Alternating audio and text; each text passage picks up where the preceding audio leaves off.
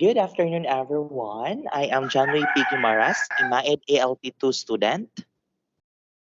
Hello, good afternoon, everyone. My name is Gina Emergades. Good afternoon, And together, partner. good afternoon, partner. And together this afternoon, we will be talking about the principles, theories, models, areas of concern, and other relevant information in instructional media designing. So, partner, this is another interesting topic for Yeah, us to navigate over.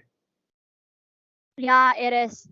I agree, partner, that I also think that this is a very important topic, especially to us educators, right?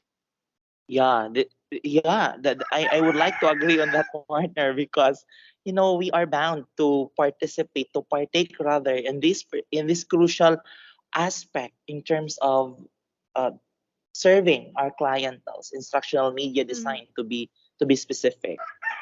And Okay. y- yeah, so let's start. Okay. So let's start, partner. Now, we will start our sharing with the Principles of Design by Clark and Mayer, published in the year 2003. So there are 7 principles which we will be navigating over, starting off with multimedia principle, Special contiguity principle, the temporal contiguity principle, the modality principle, the redundancy principle, and the sixth one is the coherence principle.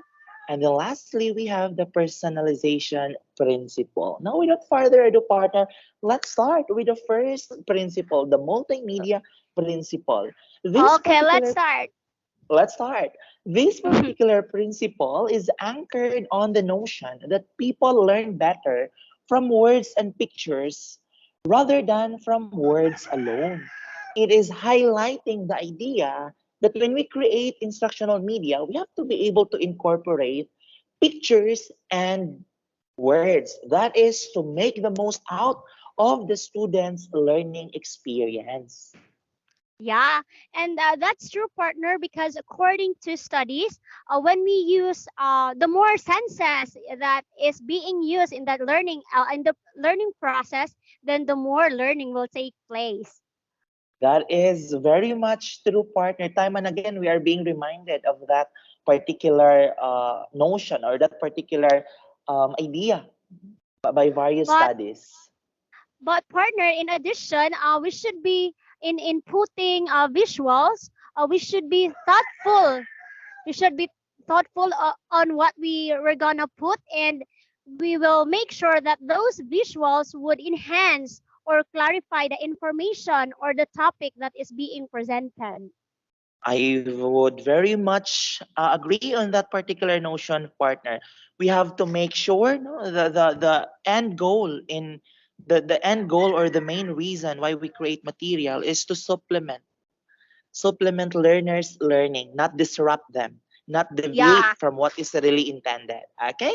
Now let's have the Okay. second goal, the second principal, partner. Okay, so the second one is the special contiguity principle. So, according people learn better when corresponding words and pictures are presented near, take note of that, rather than far from each other on the page of the screen, because it makes learner easy to understand how text and graphics are related. That's why it is when it is easier for learners to understand how those texts and graphics are related when they are near to each other. It is much easier for the learners to process the information and using less energy partner to decipher meaning. This has a great connection to the first principle, partner.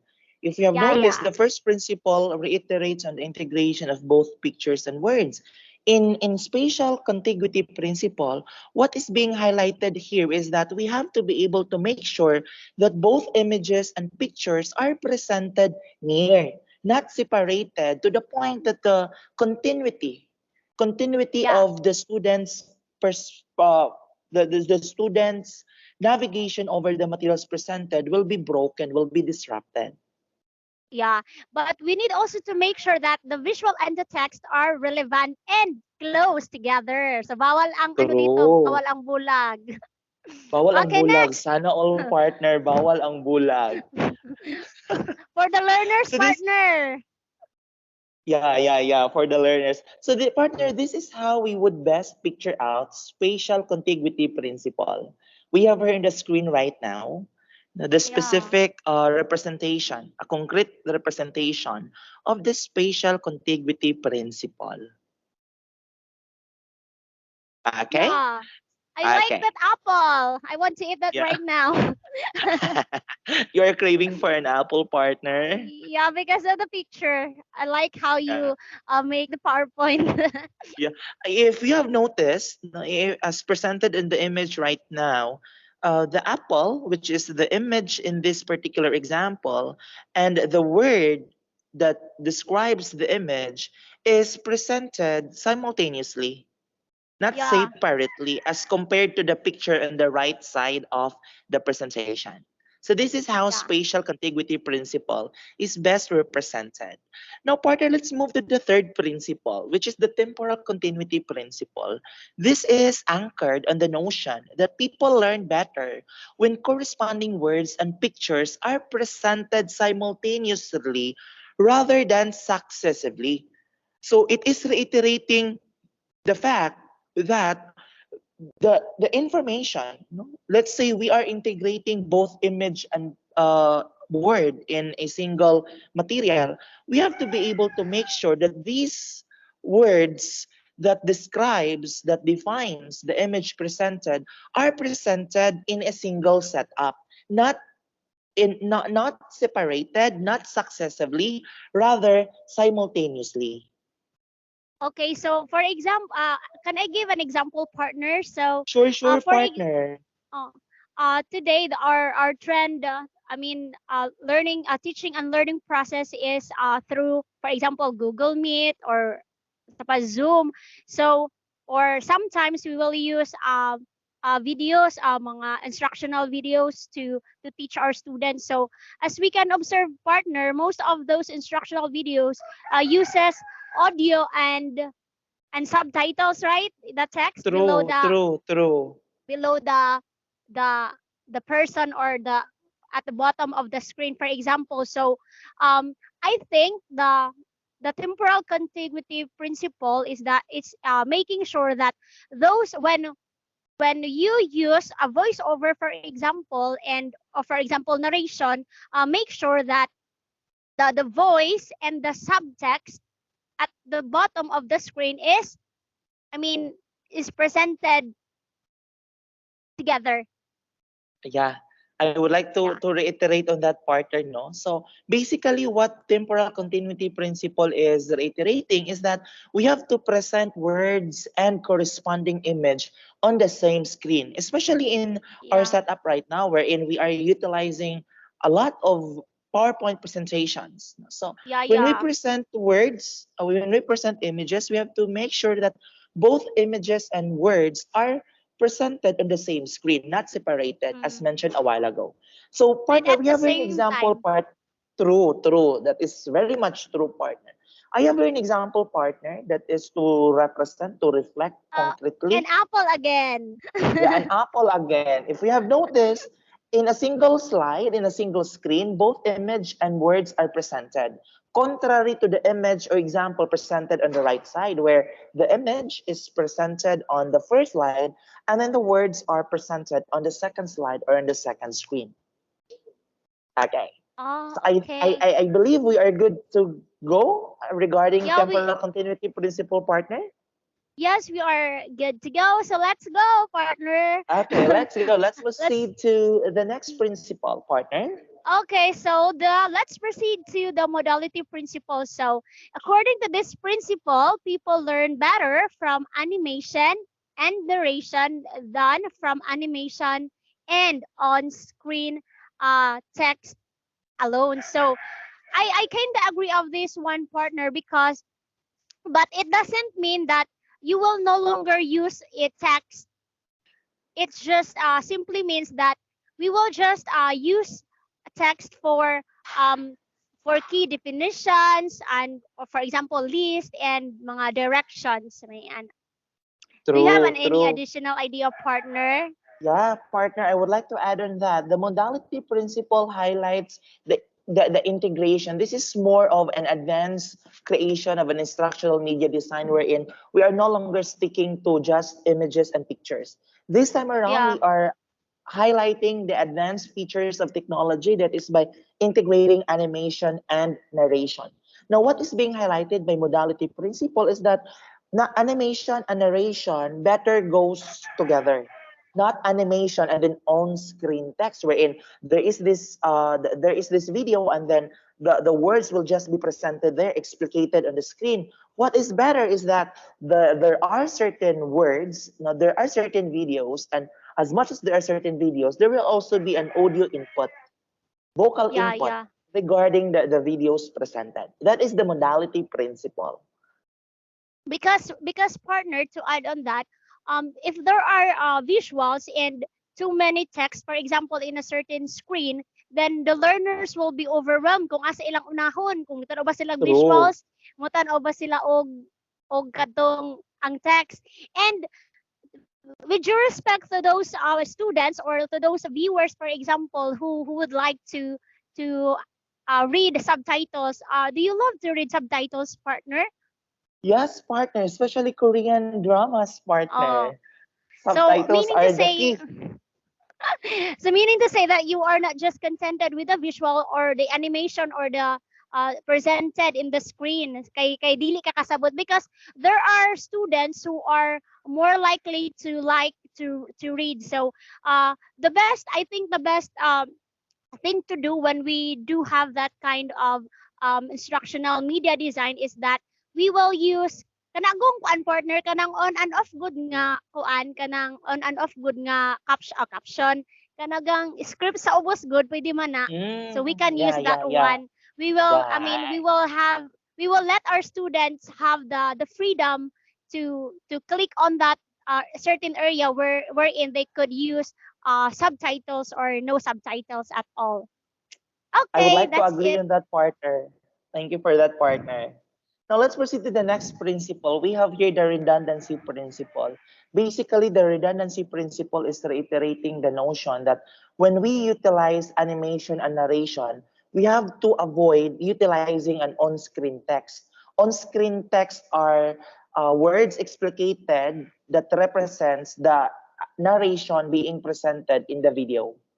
That is the redundancy principle. So we have to avoid, we have to be cautious in utilizing on-screen text, or others would say it subtitles, Yeah. especially sometimes, no, sometimes uh, the audio input itself is already clear. It is already understandable. Why is there a need to provide additional information? So by means of doing such, it will just burden. It will just burden and Mm, provide what do you call this? It will just broaden or burden the understanding of the students regarding the presented material. mm. Again, and to add on that, partner, it will just, I mean, overwhelm the students because there are too many objects na ay mga text that they could see on the screen. Sure. So that's why True, my true. I idea would like to agree on that. that's why my idea a while ago, partner, is that we will just let our student the subtitles one, we will just let our student choose to on or off the subtitles because na may nga na. True. Yeah. But So you know what, partner? There are certain exemptions to this, especially those videos, animated materials which utilizes languages that are not that familiar to students. If that is the case, yeah, then perhaps on-screen text will really serve the purpose. But if the language itself is understandable, bridgeable towards the yeah, students, then why not stick only to uh, animation and narration rather than integrating animation, narration, and then after the narration, you will be presenting an yeah, on-screen text. By the way, yeah, partner, I would like to reiterate. I would like to add something more on redundancy principle. Why is it on-screen text is not why is it that on-screen text is not this is not encouraged in this particular principle? The context here, partner, is this: you are presenting an animated material, and then part of the animated material that you are presenting is the narration. And then after the narration, you will be presenting all the words which were being narrated in the earlier video. That makes it wrong. But Yeah, if yeah, we will be presenting animation, narration, and on-screen text simultaneously, just like subtitles in movies, I don't yeah, see something wrong about it. I personally believe that it is helpful to the students, to the learners, especially that, as mentioned a while ago, learners learn better when multiple senses are being triggered to respond. Isn't it, yeah, partner? yeah. I could agree on that, partner. And another thing, partner, is that when you that is why when we design instructional media, we really need to observe, or we really need to know the capacities and skills of our students, where and when they learn better. Kung audio ba ilang ganahan, kung animation ba, or kung naabay on screen text, right? True. Because True, uh, partner. our multimedia design will be useless if it doesn't cater their needs or learning True. needs, right? I would Yeah. just like to add on what you have mentioned, partner. No, this highlights, reiterates once again the importance of diagnosing our students. We really have to Yeah. diagnose the students' needs, the students' learning styles. That is for us to be able to cope up with what is it that is fitting, suiting to them. Oh yeah. Yeah. That's right, partner. Nice. Okay, Let's partner, go. let's go. Ako na ni. So Yes, let's partner. have the let's have the coherence principle. So people learn better when extraneous words, pictures, and sounds are excluded rather than included. So the coherence principles, partner, it implies that um, in making or in designing multimedia presentation or instructional materials, it encourages teachers, or it encourages us to be simple, as long as True. it caters the students' needs or learning styles. You don't need to put difficult words. You don't need to put extravagant pictures doesn't that are not relevant to the topic that Yeah. is being True, discussed. Right, partner. partner? True, partner. Extraneous means irrelevant. So let Yeah, us avoid irrelevant. the coherence principle is highlighting, it is banking on the notion that we have to avoid putting irrelevant information on the instructional media which we are Mm, creating, as this may disrupt rather than um, motivate It students to really immerse on the material that we are presenting to them. yeah, it will just cause them to be disturbed and to be distracted. So we are True, true, encouraged partner. So in this principal, partner, we are encouraged to just remove all the fluff and cut out all the extras. We don't need extras. Simply means effective. Char. True, Yeah. partner. We just have to stick on what is needed. We just have to Yeah. stick on what will best aid our learners, isn't it, Be- partner? yeah, because, partner, at the end of the day, um, our goal is to cater our students and to meet all the learning objectives that we desired for our students. True, So I think partner. that's Okay, now let's proceed to the next principle. We have here the personalization principle, and this is anchored on the notion that people learn better when the words are in conversational style rather than formal style. What it is trying to highlight is that we have to make sure that the material that we are using are relatable to our students, something that yeah. will spark relevance, something that will spark familiarity when we are presenting it to our learners. That is Yeah, I personalization principle. Yeah, I could agree, partner. And if I may add on that, partner, so in my Sure. own understanding, partners, personalization principle simply means that um, we will not use kadugong mga lisod nga words sa pag-present kay magpasikat True. sa students. True. Um, Again and again, we will just be simple. Dali na mo gawas good, partner, ang pag-contextualize, pag-localize good sa mga pictures, sa mga terminologies na you will include in your presentation, for example. Because accordingly, when it is being localized, when it is being simple, um, the student could even relate to the topic, True. right? True, For example, partner. what are for example in your area, there is this their favorite food, for example, is for example fruits is mango. So um why put grapes if ang familiar nila kay mango, nga pwede ramang good mango ang imong i-present sa imong presentation, right? So Very much true, partner. it will make the learners their learning more personalized. So kung mas personalized, they could apply it in real life situations, for example in their day-to-day living.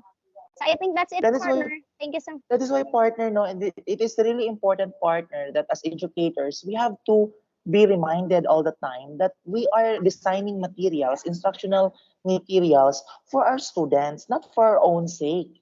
We're creating Yeah, it for our students. So as much as possible, we bridge to the level of our students rather than impressing them, rather than creating them that is just to impress the students that the teacher is really capable, is really what do you call this, is really equipped with all the vocabularies in the dictionary. yeah. We have to bridge, we have to be able to connect our students to the material that we are presenting. And for sure, if that will happen, partner, there's no doubt learners Yeah. will make the most out of the material that we are presenting to them. Isn't it, And partner? yeah, I could agree on that, partner. So great idea. And before I forgot, partner, so um in designing instructional media, partner, we will consider, or we will first know the demographics of the learners. So that's what I think, that's what the True. personalization principle is implying. True, partner. Now, partner, I guess we already substantiated the personalization principle. At this juncture, partner, let us have a quick run through over these principles of design. This is just a summary, partner, of the principles of design as per reflected by the principles we have discussed a while ago. The principles of design are the following. We have balance. It is more into the visual equilibrium. That means no overlapping of elements must be evident on the materials. For as much as possible, we have to make sure that all elements presented are in the state of equilibrium, balance lang dapat. Partner, would Yeah. you mind reading this the second principle, please? Where the proportion, partner? Yes, partner. Yes, Uh, partner. okay, so the proportion indicates the size and the scale between objects or parts of a whole. So everything that you will be putting must be in proportion. So as except if you need to put an emphasis, for example a text, for example if that's the key points of the text. So I mean pwede nimo siya ikadangong sa na, partner, you will make it more bigger than the other text, Yeah, but yeah, true. everything must be but partner, remember, everything must be proportional. Thank you for that, partner. And then the next principle, we have rhythm. It indicates coherence and consistency. This is highlighting the importance of making sure that everything that we are presenting in the material that we are creating has connected or is connected to one another. There should be connection in everything that we are presenting on the material.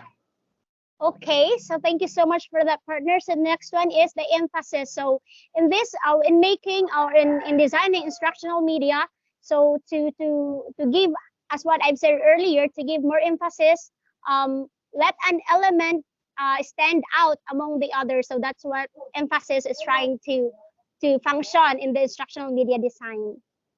Very much true, partner. And then lastly, we have unity. It indicates that all other principles work together to achieve a common result. This is more on the utilization of all the principles that govern the creation, the designing of instructional media. That is to acquire the maximum and the best result desired, not just for the teacher's sake, but more importantly, for the students' welfare and for their own development.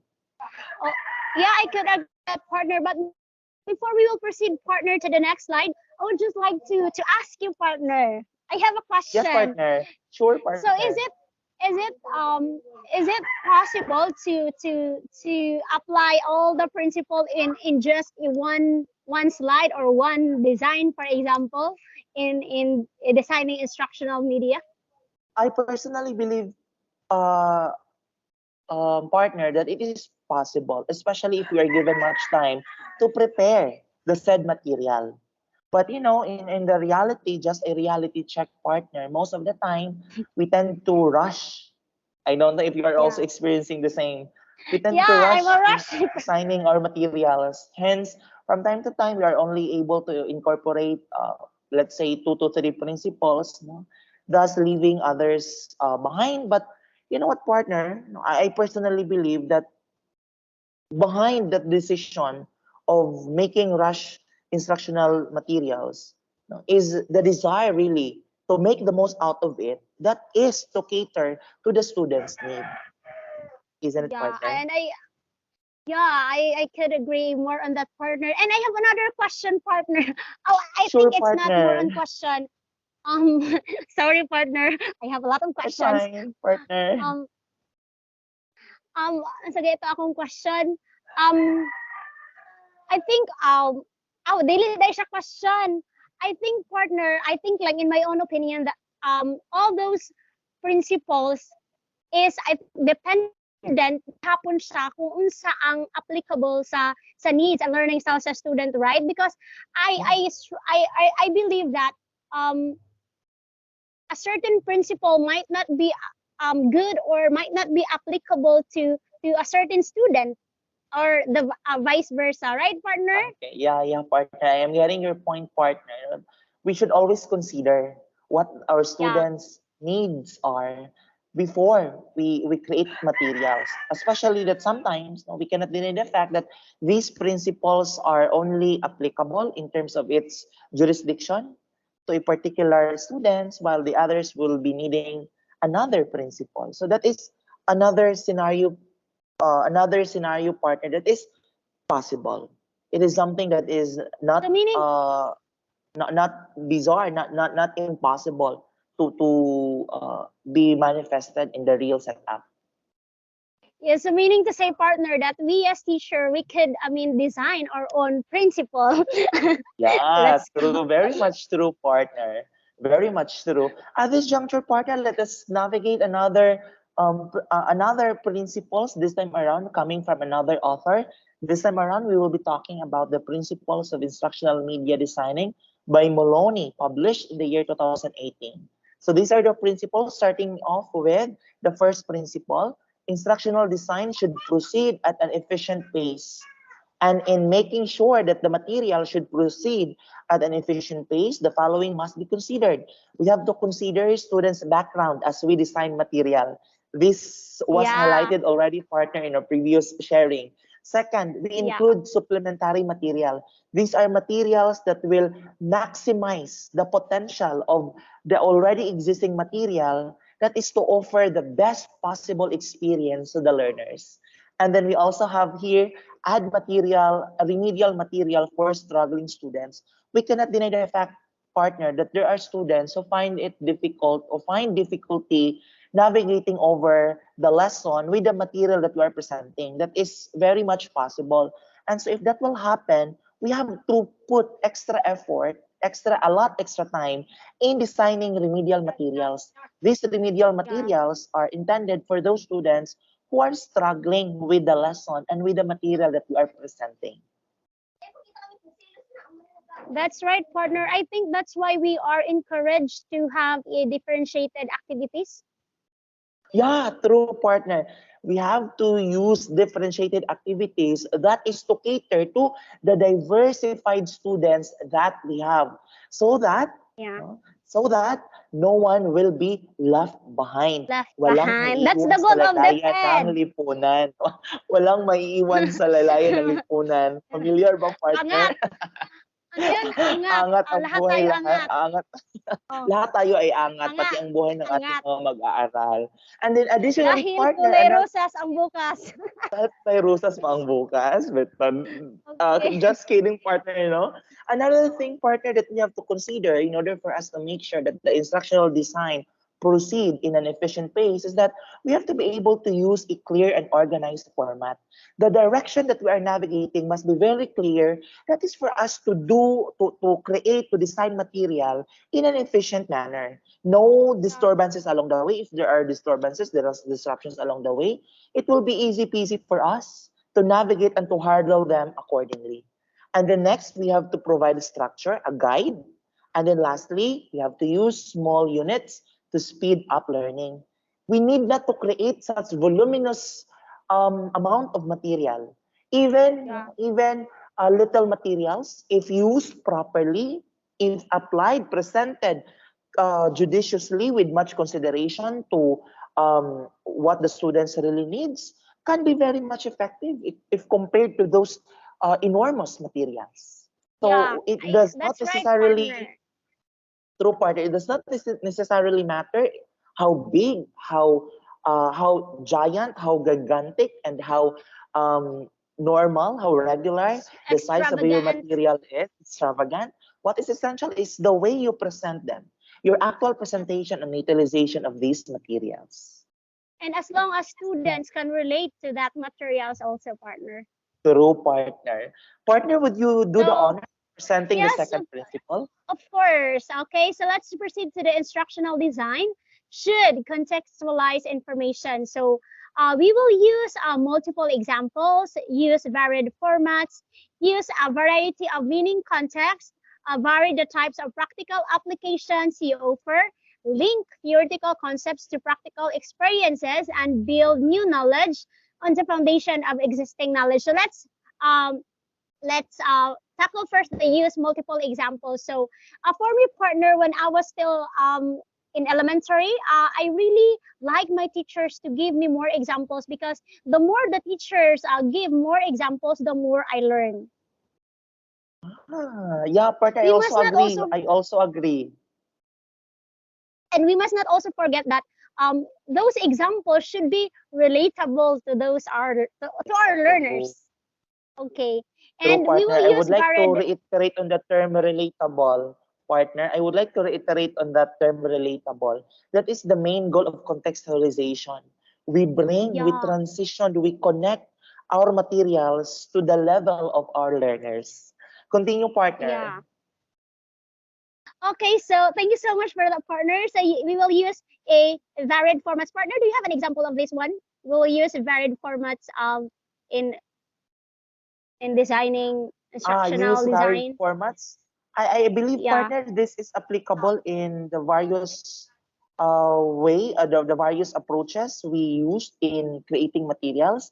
We need not to stick only on PPTs. If we are using yeah, advanced multimedia features, as much as we use PPTs, much as we'll use another instructional media formats such as videos, such as audios, yeah. such as text that are floating, not just the usual format, not just the usual approach that we are utilizing. Mm.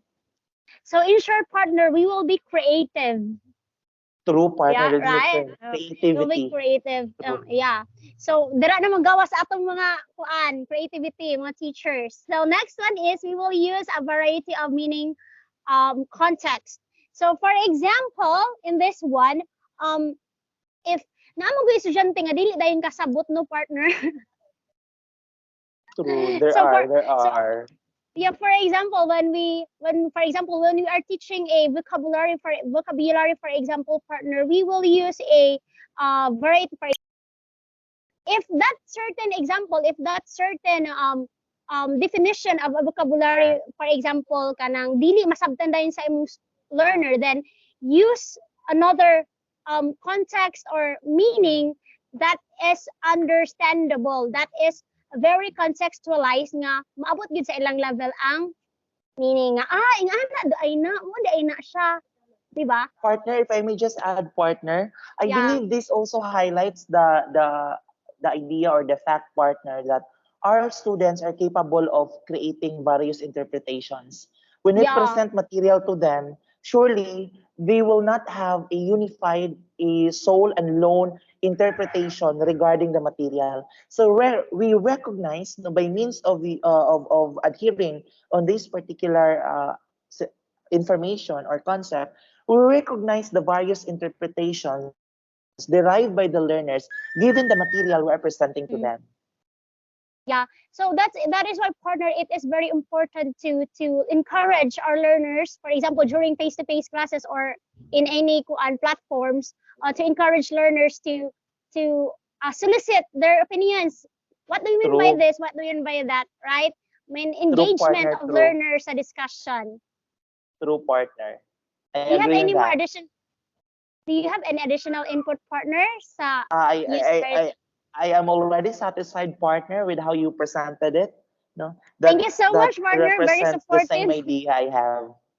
Okay, so let's proceed now, partner. So we will use a variety or vary the types of practical application you offer. So dari na masulod tong differentiated activities, different True. applications, different assessments, for example. So for example, now I am teaching a MAPE, for example. So there is this, we are really encouraged in DepEd to integrate other subjects or to integrate values education in our subjects. So for example, to not be biased to one student, when I assess or when I have a performance task na magdance sila, so I should not also forget na naapoy task nga mag-sing sila or mag-compose sila, because to respect and to cater their different abilities and skills and intelligences, right, partner?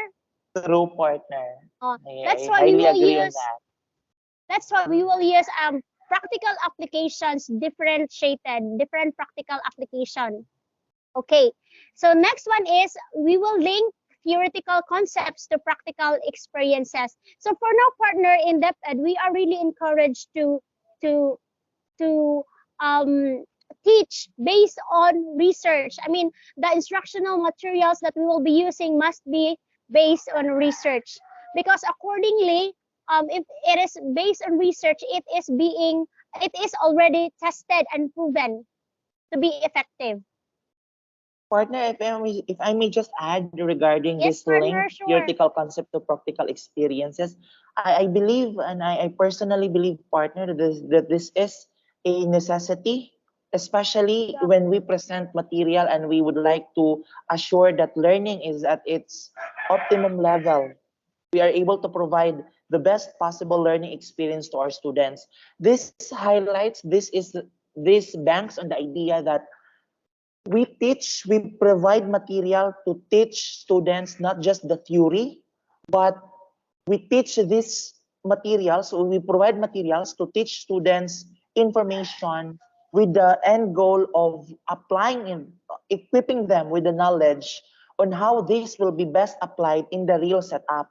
If that will be obtained, partner, I personally believe that the students will find the learning process more engaging as they will find yeah, connection to it. Kana yeah. bitong thought, partner, nga ay inanion ni Ana na day siya na. kani siya nga gitudlo sa amoa magamit din namo siya dani. So we do Yeah, not just settle with the cognitive aspect of the learners, but we also allow them to enrich their capacity to apply their knowledge and their learnings. This is leading us back to the domains in creating objectives. Di ba? We have yeah. cognitive, Effective, affective, and then psychomotor. psychomotor. Yeah. Very And much true, partner. thank you so much, partner, for that. So with that being said, another example is that when you, for example, teach, dili na ka magpa-bright dito sa mga theories nga according to, when it is not really making sense to the students, True. we will make sure ba nga it will make sense to the students. Bisan pag, for example, bisan pag research based na siya, if they did not experience that one in the first hand experience, and they will not learn, because every learning that is not being applied will be useless. True, partner, true. Yeah, right? So, do you have Right, any more partner, additional right. input? I believe, partner, we are now to move on the last Okay, specification. okay, so let's move on to the last one. So, build the new knowledge and the foundations of existing knowledge. So, dari na mo pasok tong schema. Schema ba to? Yeah, the Kung prior, schema.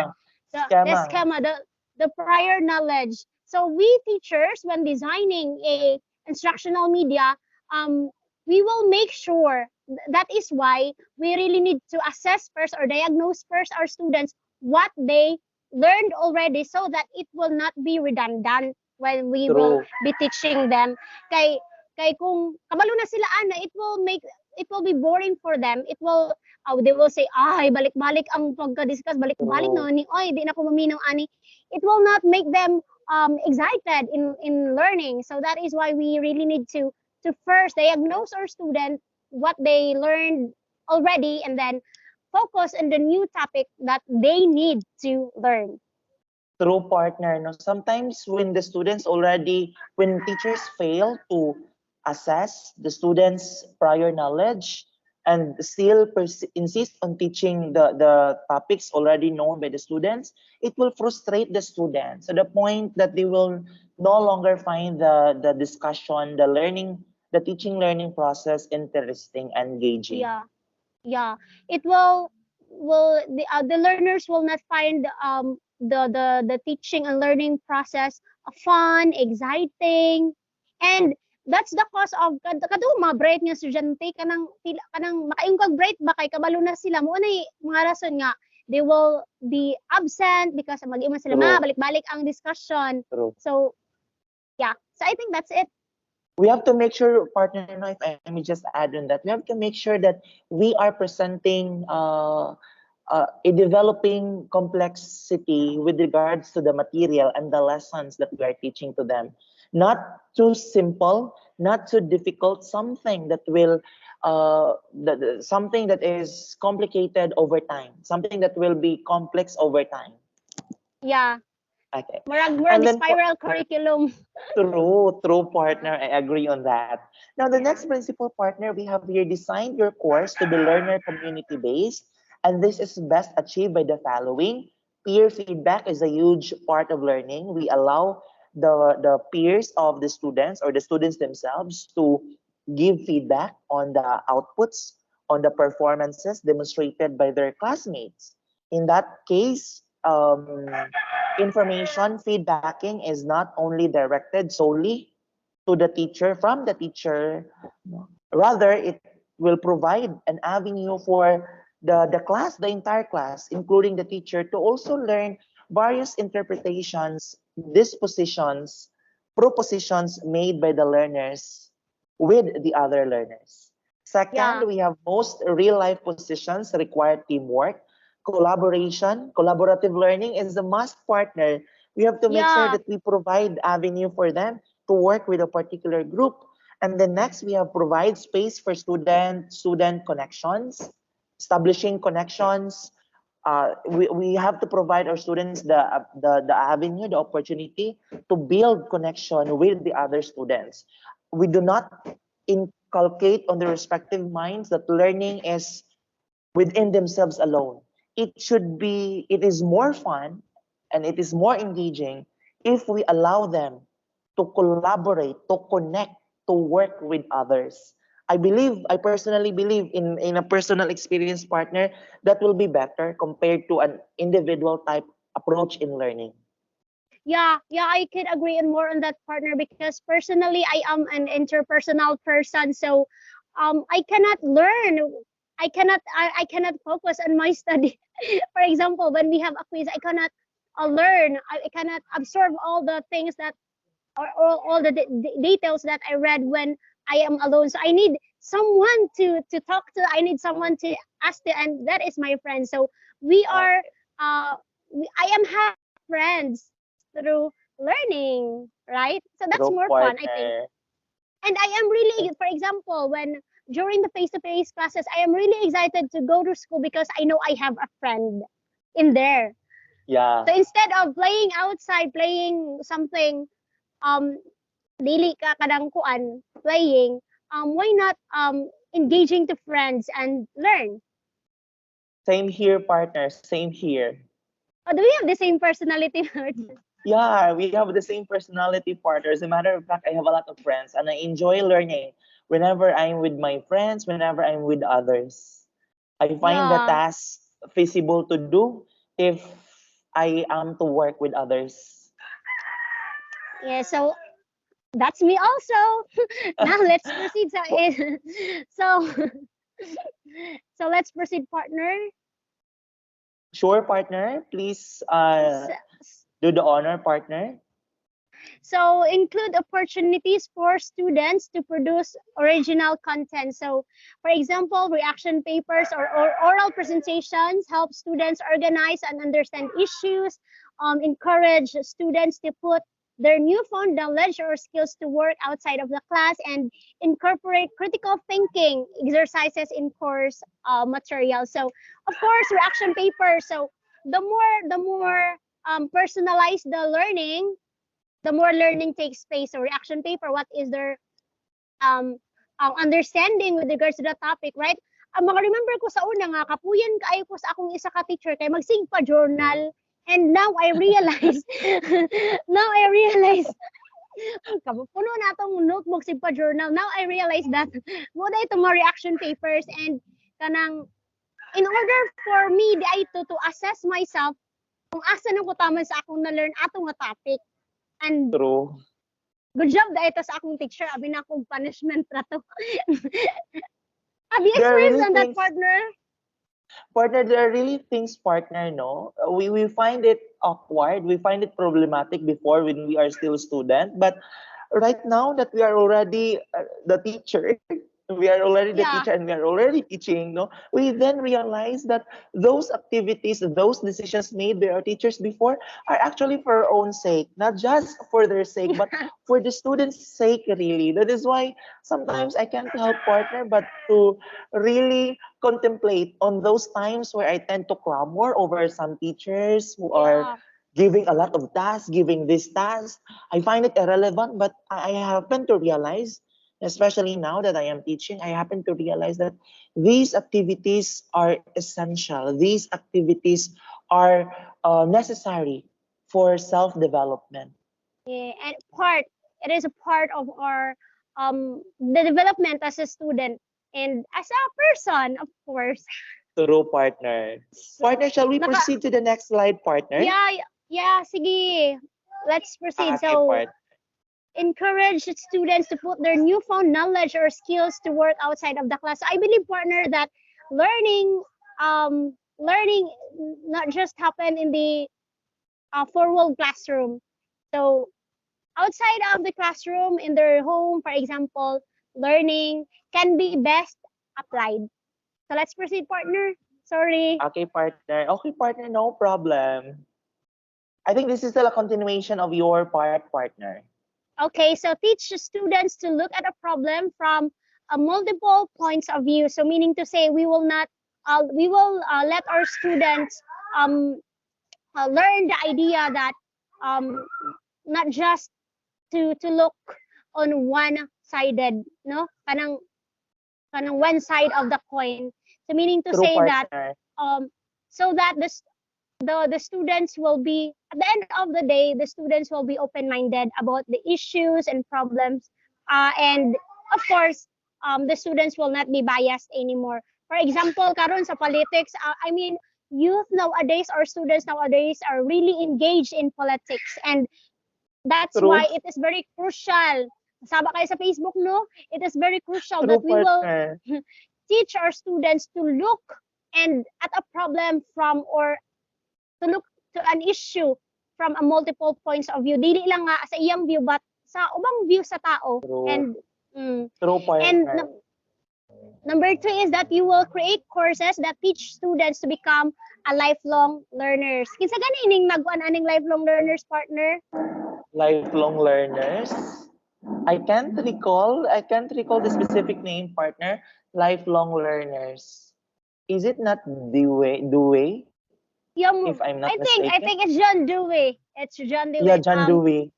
Uh, kanang her theory, his theory is to make a student a lifelong learners, meaning to say that their learnings today will be with them forever, will be applied Yeah. with them forever for the rest of their lives. So it is a crucial part to us teachers to really make our learners a lifelong learners, not just an honor today but tomorrow dili na ito kabalo.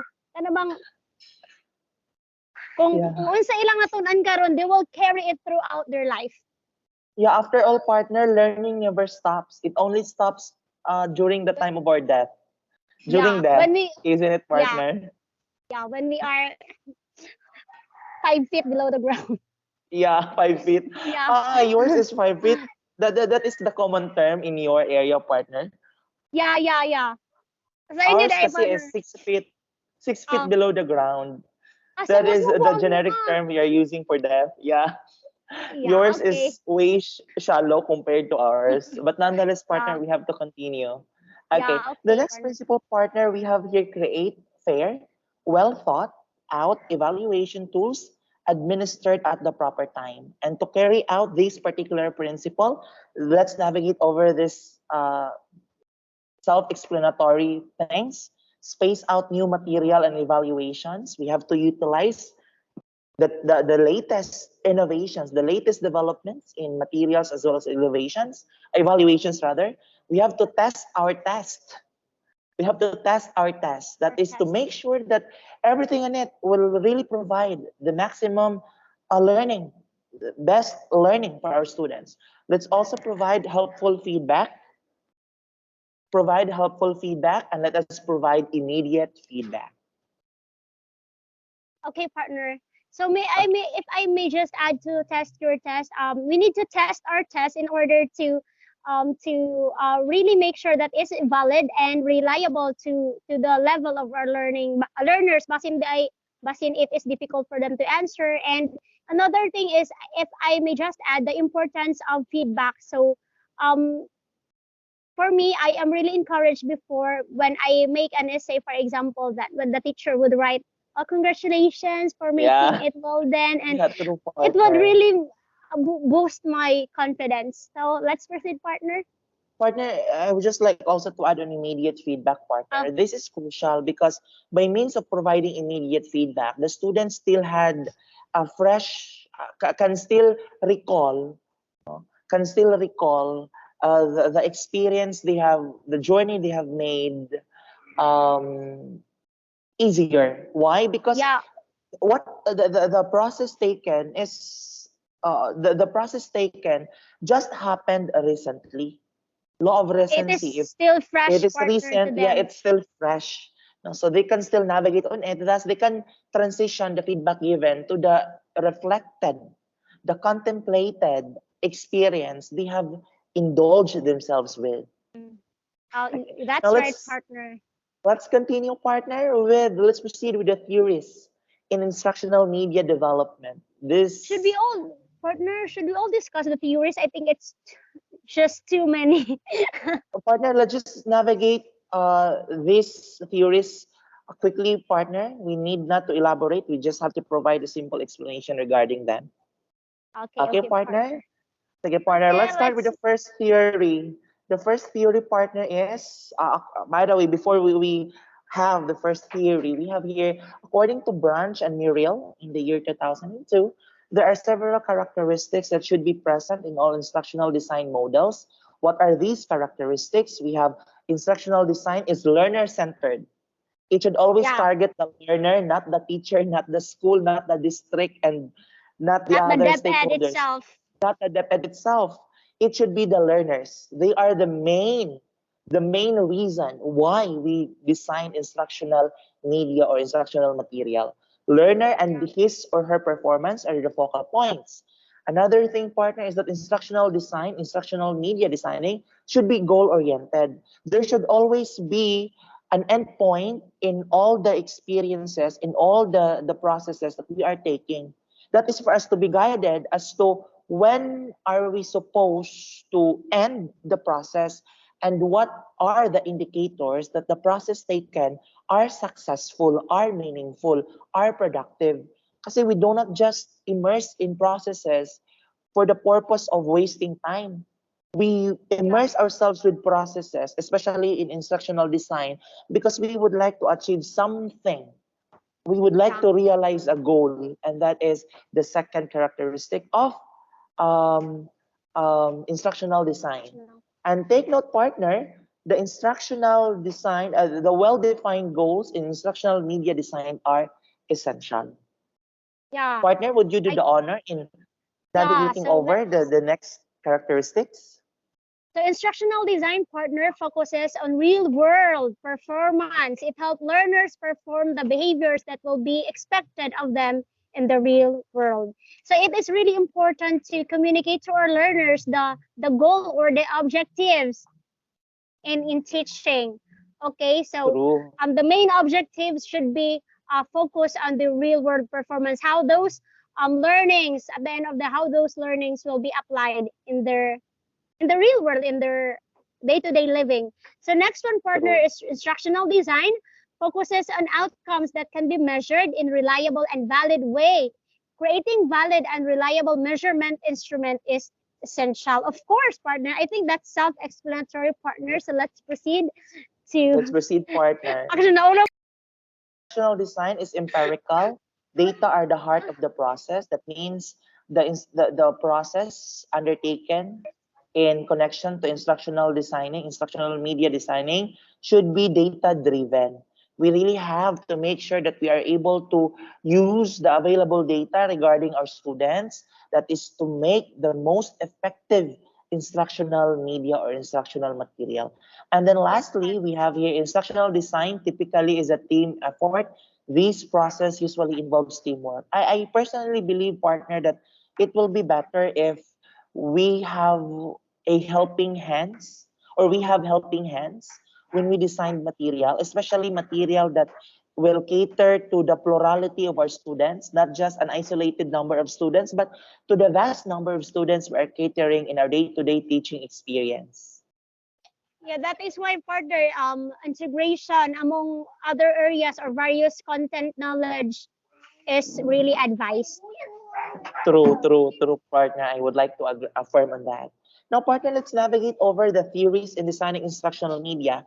I earlier, partner, I made mention that we will be navigating on these quickly because this will be part of the reports which will be done by our classmates in MAL 205 subject. Okay. So meaning to say, Yeah, I mean, let's just do an overview of these theories. that's a term, Okay, partner, overview. Partner, could you okay. please do the first, could you please do the honor in presenting to us the first theory? Okay, sure, partner. So this is the ADI theory. So ADIM is an acronym for analysis, design, development, implementation, and evaluation. So this theory just simply implies that when you create an instructional media or instructional materials, when you design, you need first to analyze. So meaning to say, in analyzation in this space, goal setting. This is the stage where you would establish the goal that you have. So the second is the design is to determine all the goals or the tools to be used to measure the performance of the students. And the third one is the development. So it is in the development stage.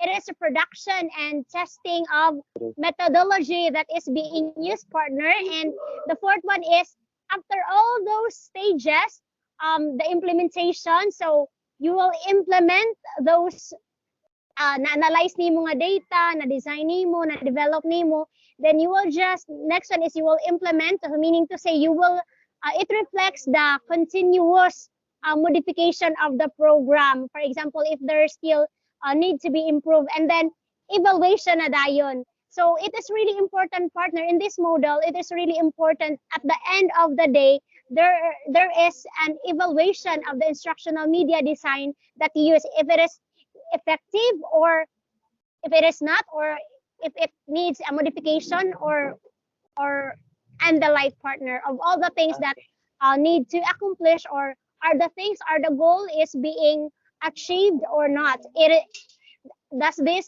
instructional design cater the learning needs and the styles of the students, or does it promote a positive responses among students or not? So that's it, partner, for the ADIM model. True, partner. Thank you for that, partner. The next model, partner, we have here the Dick and Carry model. No, and it highlights the various steps involved are the following. First, we identify instructional goals. Next to that, we conduct instructional analysis. Based on the identified instructional goals, we analyze them.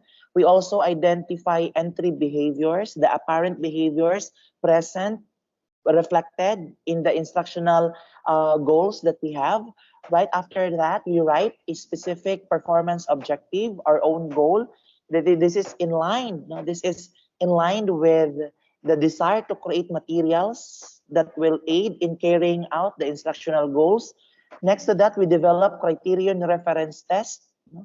Test materials that we test the material based on a set criteria that is for us to see, to check if, to validate if the materials fit the criteria, the standard criteria in instructional media designing. Next, we develop instruction strategy. After that, we develop and select instructional materials. And then next to that, we develop and conduct formative evaluation regarding the selected and developed instructional material. And then next to that, we develop and conduct summative um, Evaluation. evaluation. Evaluation. And then we go back to identifying entry behaviors. We check if there is a significant change with the material that we have presented, we have used, we have applied on the apparent, the observed behavior during the initial phase of the process. And then right after that, if we see that there's still need to improve the processes and the things, the materials, the decisions we've made regarding the processes taken as presented a while ago, then we rewrite performance objectives. And then right after rewriting performance objectives, if there is still what do you call this? There is still a need to there's still a need Proof. to improve or to develop partner, then let's develop another criterion reference test.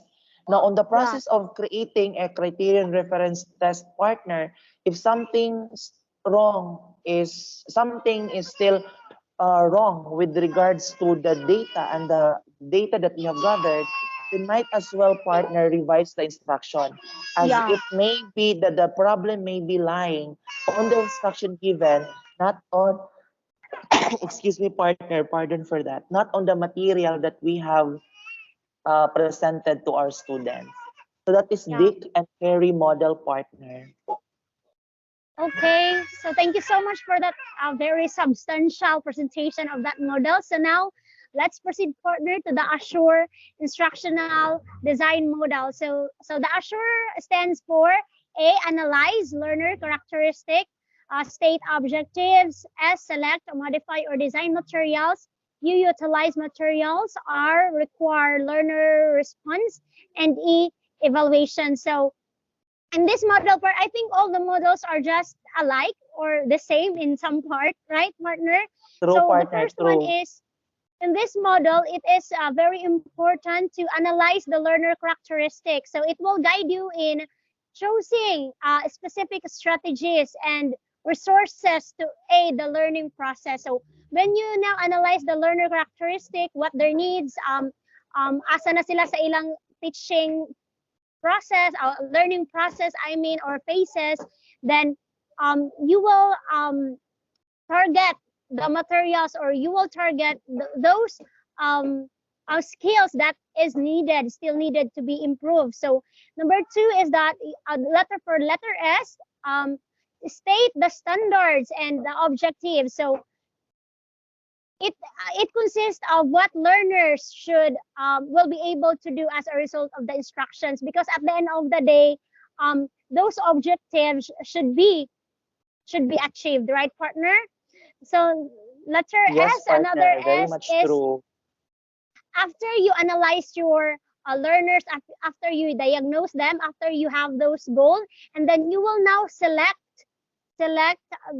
instructional materials, um, technology or media that you will be using in order to cater those characteristics of learners and then to achieve that objectives. So letter U, after that one, you will now, after you select the materials or the technology or the media that you will be using in your teaching, um, you will now implement, right, partner? You will now implement those materials. Utilize. You will now utilize those materials in order for you to check if that okay, you cannot check money or you cannot assess if if you did not implement the materials, right, partner? So now Yes, partner. after you utilize that materials, you are now requiring learners to respond um, through um, through engaging them in that teaching and learning process. So I that's why we really need to engage our learners. For example, asking them questions, because in order for us to to know if they understood or if the learning resources that we use is applicable to them. So meaning to say, if the response is positive, then we're good to go, right, partner? So the last one is evaluation. Yeah, Of course, at the end partner. of the day, in any instructional media development or theories, at the end of the day, there is still an evaluation. Evaluation or assessment is a crucial part in every model, in every theory, because um, in this evaluation, dara nimo mahibaw-an, o that's in that you will know that if the learners really understood the topic or the learners really achieve those learning objectives or the goal that you implemented. And partner, if I may just add, this is also where we will be able to determine the strength and the weaknesses of the materials that we have presented. Yeah, that's why after that one, after you will identify, you will modify, or you will um modify the materials, or you will add on that material. So another partner, when you utilize I forgot, when you utilize the technology or the media and the materials, we need to consider the 5 P's, lima ka P. So the preview, the prepare, or next one is prepare the environment, and you need also now to prepare the learners and provide the learning experiences. So in this Azure model, it makes sure that after after analyzing the learner's characteristic before implementing or before utilizing the material, you need to prepare the students, not just the students, but the learning environment that they are in. So I think that's all, partner. Yeah, thank you for that, partner. Might as well proceed to the next model, partner. Sige, let's proceed. Next to Azure model, let's have the backward design. Backward, partner, because we are navigating a process that is not a typical process. In backward design, partner, we start with identifying the desired results, big ideas and skills. Next to that, we determine acceptable evidence, the culminating assessment task. And then lastly, we plan learning experience and instruction or the learning events.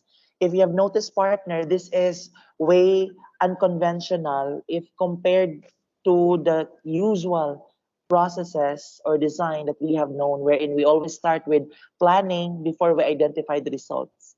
In backward Yeah. design, we start with identifying desired result, we determine acceptable evidences, and then we plan learning experiences and instruction.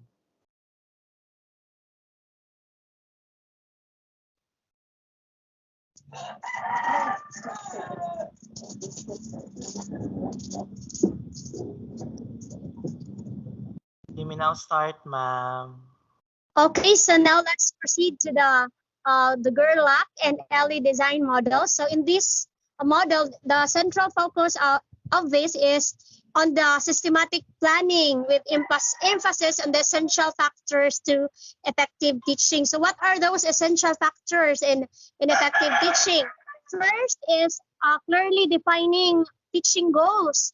And the second one is the methods for reaching each of the desired learning outcomes. So as you can observe, they are all independent, interdependent with each other. So in the first stage, the specification of content and the specification of objectives down to analysis of feedback. So um, it means that the Gerlach and Ellie design model, their main focus is on the systematic planning with the emphasis on the defining the goals or teaching goals of the teacher as well as to the learners and achieving those goals at the end of the day. So I think that's it. Yeah, I would like to affirm on that partner regarding the Gerlach and Ellie design model. It poses challenge for teachers to really plan religiously, Yeah, especially with regards to material designing. We do not yeah, just create decisions out of nowhere. We do not just create decisions because we are already isolated or we are already forced to do so because perhaps of an external factors that compel us. We really have to allot time, allot effort. We also have to allot resources, not just in the actual creating, but in planning itself. Before we create, there should be a comprehensive plan that will direct us, that will lead us to the desired goal or to the desired end point. So yes, partner. I agree on that, partner. So aside speaking of instructional material, partner, as teachers, we must make sure that our instructional materials will assess or will cater or will encourage those previous knowledge of our students. Why? Because every student will bring different experience and knowledge to the true. classroom. True, partner. I would like to agree on that. I believe we have to move on now, partner. We have Yes, here the partner. cognitive Oh, apprenticeship. Cognitive apprenticeship highlights six important aspects in instructional media designing, one of which is modeling. Modeling, it banks on the idea that teachers must model, must show the tendency or the capacity to be well versed with the material that is being presented. Because if teachers are not certain, teachers find it awkward to use a particular material, then the students on their end will also find difficulty navigating on the said material. So, teacher must model how to properly navigate, how to properly use the material presented. And then in the process of navigating it with the students, teachers must also make sure that they will be able to provide aid to the students, to the learners, that is by coaching. We aid them, we journey with them, and then in a deeper sense, when we coach them how to do it, we also journey with them in the actual process. And that is manifested by scaffolding. Seeing these processes we provide to our learners, it is also essential that we will be able to articulate what are expected to the students. Expectations, goals, objectives must always be made clear to the students so that they themselves will own the goal. Goals, classroom goals, are not only set by the teacher for the sake of complying what is asked by the principal, what is asked by the department head. Goals are set not solely for the teacher's sake, but for the students to own learning, to own the process in the actual learning journey. And then the reflection. Reflection would challenge, it would reiterate, looking back on the experiences, on the processes navigated, highlighting the strength and the weaknesses so as to make better if the same processes are to be repeated next time. We highlight, we maximize, we bank on the learnings we acquire so that next time we will avoid committing the same mishaps, the same lapses, and we will be able to sustain whatever good things that we reflected based on the experience that we have. And then lastly, explore. No? We provide avenue for our students to explore on the material that we have designed and we are presenting to them. As much as we are challenged to guide them, but there should never be sole authority in the actual navigation of material. Students, as mentioned, as reiterated in the previous theories, in the previous principles that we have discussed, must be given the opportunity to present their own interpretation regarding the various stimulus present in the teaching learning process. By doing such, we are giving them opportunity to own learning, to own the learning process. Yes, partner, and I could agree more on that. And also, partner, when you let your students explore, they will be the one to discover, right? Discover True, new ideas, discover new skills that they could apply in their true, lives. true Okay, partner. so how do we read this one, partner? I read God it as Gagnis 9. Agnes 9 events of instruction. So there are, according to, what is the first name of Gagnes? Gagne, if I'm not mistaken, it's Robert Gagne. Okay, it's Robert Gagnes. But before I will proceed on that, partner, according to the situated learning theory, learners at first learn by by through modeling or by imitating their teachers. So meaning to say that teachers will serve as the expert. So apprentices or the learners will gain knowledge through their interaction with experts in that field. So we have field trips, for example, that's the one example of the exploration stage that you mentioned a while ago, partner. Okay, so without further ado, let's proceed now to Gagnes 9 events of instruction. So the first one is you gain the attention of the learners. Number two, number one, you don't need to directly teach the learners. There are still are you familiar with the motivations? Motivations partner? Motivation part in lesson planning. Yeah. That's the way that you will gain the attention of your learners. True. You will not easily, you will not easily directly teaching them the lesson. Okay, good morning class. Our lesson for today is, first and foremost, you need to gain the attention of the learners. And second, before anything else, you need to tell them or let them know the objectives or the goal of the lesson or the goal of for today's or this session. And then number three is, this is the review part of the lesson plan.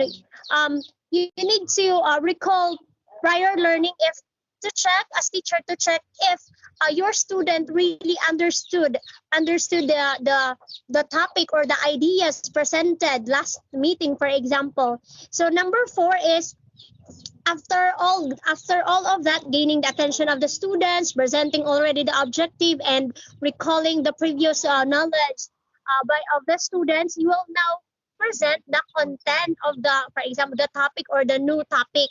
And then for number five is that you will provide learning guidance. So that's through discussion, For example, through engaging students in the discussion, which will connect to the number 6, which is will elicit performance of the student. So they will have to apply now their learning. So, diba, after the stage 1, you gained attention, you tell them the objectives, and you recall the prior knowledge. Now it's the time to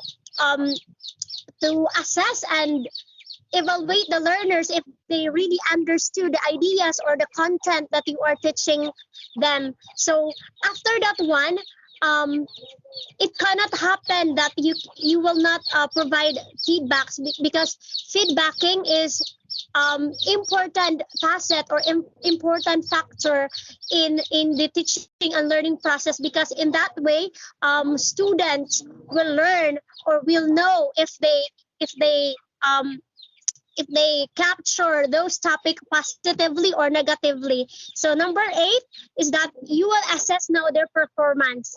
So, and then last one is to enhance retention and transfer to the job. So it means that um, in this um, in this step, for example, in events of the instruction, you will now provide the students the task, or you will now allow them to apply their knowledge, apply their understanding in for practical use. So I think that's my understanding, partner, with regards to Gagnes 9 events of instructions. Partner, I would like to add on that, partner, no, Yes, regarding partner. Gagne's 9 events of instruction. Though it focuses only on the actual instruction, but these Uh, events, as termed by Robert Gagne, is very much or are very much applicable also in instructional media design, especially with the concept you've elaborated or you have highlighted a while ago, partner, regarding motivation. The material that we are bound to present to our students must really catch the interest of the learners to the point yeah. that it will aid them to be motivated, it will influence them to be motivated in navigating the learning process that they are bound to experience or that they are bound to navigate. Motivation, partner, is a crucial factor in both teaching and learning process. It should be sustained. It should never end on the actual part in our lesson plan where we motivate our students. It must be carried out all throughout the lesson so that the interest, the engagement rather of the students will be manifested all throughout the lesson. Yeah, because partner motivation will bridge will bridge the gap towards the content and the application of the knowledge, right? True partner. I would like to agree on that. Okay, partner. Uh, Thank you so much. Now let's proceed. let's proceed to, if I'm not mistaken, this is Bloom's taxonomy. Yeah. Bloom's taxonomy of um, Bloom's taxonomy. So we have here remembering. This is just a quick run through over these Bloom's taxonomy, partner, since all of us are familiar regarding this. We have remembering, understanding, and then applying are considered to be part of the lower order thinking skills. Remembering, Partner, understanding, it's and not applying. hearing you. You're Analyzing, partner. Yes, partner. you're glitching, partner. I am glitching. Yeah. I think it's because of your headphone. Ah, okay. How about that one, partner? Okay, it's now clear. You're good to Okay. go. Okay.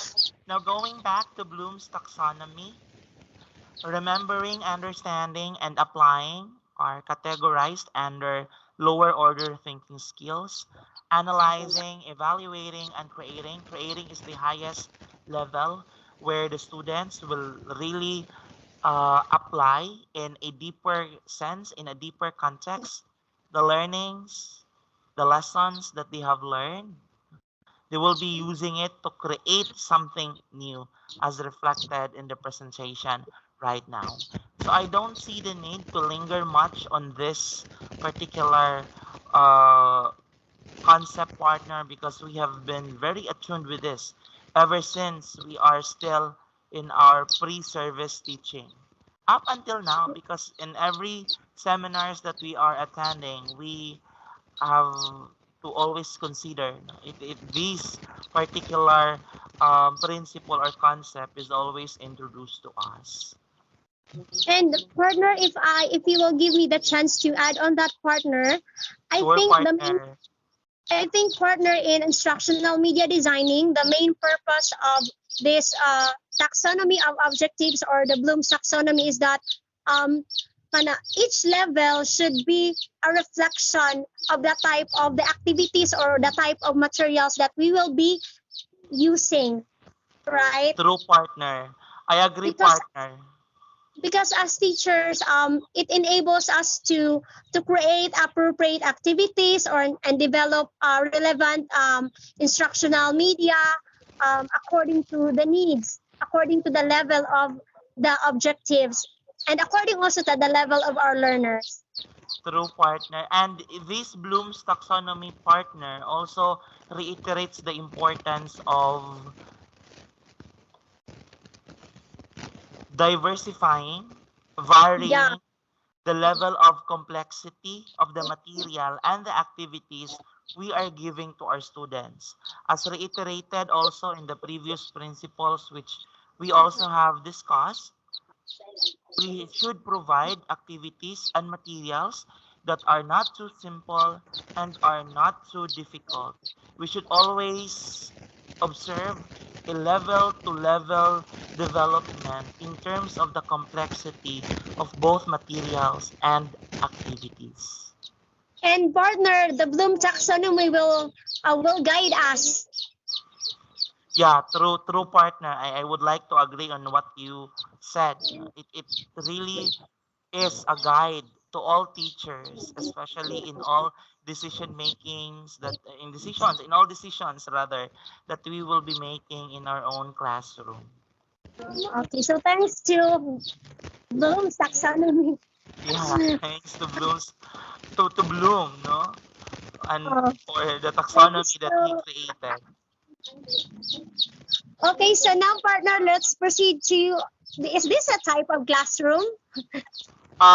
This is part of the model, partner, which we may implement, which we may use. The traditional and the flipped classroom. So it is, as you can see in the picture, partner, it is better to use the flipped classroom, Yes, right? partner. Based on, without any further explanation, based on the picture, we can see that there is an engagement among students and the teacher in the classroom activities, right? Right, partner. Comparing to the traditional classroom, that um, all of the things are being lectured and being taught by the teachers, and the function of the students are merely a listener, right? They True, are partner. passive. They are just the passive learners. Unlike, while in the flipped classroom, we can see that the students are an active learners. This is very much applicable also, partner, in instructional media designing. When we design materials, we have to make sure that the materials are intended to be navigated by the students themselves. We do not Yeah. create materials and we are expecting to be the sole navigator of the material. It's as if we are spoon feeding the material to the students. It will be better based on a logical assumption, it will be better, partner, if the students themselves will be involved in the actual navigation of the material rather than the teacher solely navigating the material for the learners. So why not involve the learners? I believe Because that is how relevant flipped classroom is in instructional media designing. Yes, partner, I could agree more on that, partner. And in addition, partner, we create and we design instructional media or instructional materials not for our not for teachers' consumption, but for the students' For the consumption students. to aid their learning. Very much true, partner. I couldn't agree less to that idea.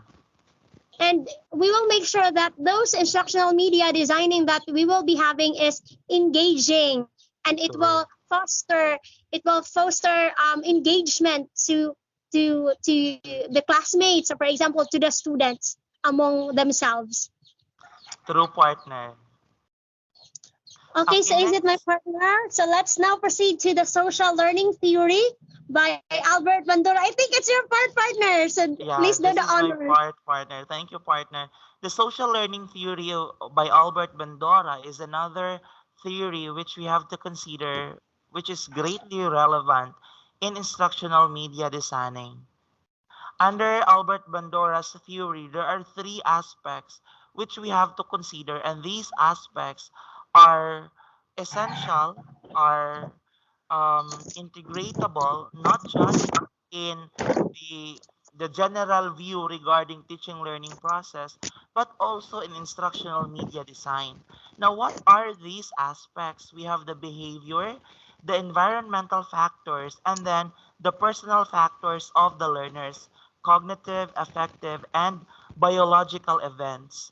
As reiterated and highlighted in our previous discussions, partner, we have made it clear how crucial, how crucial gathering of information regarding our students is for us to have an initial insight, especially whenever we would make decisions, we would plan regarding the entire teaching learning process. Now, applying it in instructional media design, I deem it I deem it necessary that we recognize the available information regarding our students so that we will be able to fit, we will be able to relate the material which we are bound to design to the students' needs, to the students' level. What if the behaviors of the students do not fit the material that you have done? In that particular situation, basically, no, the learning, the type of learning that is expected will fall short as to what could have been achieved upon application or upon presentation of instructional material. So under Albert Bandura's social learning theory, we are reminded, we are reminded to consider the personal factors, cognitive, affective background of our students, the behavior of our students. If our students are into movement, they really would want to move, then that should be catered to by the instructional media that we will be designing. Let us not restrict let us not restrict the characteristics of our students with the material that we are presenting to them. As much as possible, the material that we are to create must supplement, must supplement, must provide avenue for the learners to really express themselves, to really maximize the opportunity given to them. That is to make the most out of the given experience. So that for me, partner, is the essence of Albert Bandura's social learning theory, especially in instructional media design. Are there anything you would like to, is there anything, partner, you would like to add? I just would like to add that if you will follow the social learning theory of Albert Bandura, then there's no more question. You will really um, encourage your student to show their full potential in learning. True, partner. That is very much true. Shall we So that's proceed, partner? yes, partner. Let's proceed. So now let's proceed to the Lev Vygotsky social cultural theory of cognitive development. So, sociocultural theory of development is a person's cognitive development is largely influenced by surrounding culture. So, it means to say that this theory, through interactions with others in the community, through interaction of the learners to their peers, to the adults, to their teachers, then and other mentors, it encourages them to learn more, and it also encourages teachers to be more to create more interactive activities to promote cognitive growth. And of course, culture is significant in learning. So as you said a while ago, partner, that um, the behavior of the student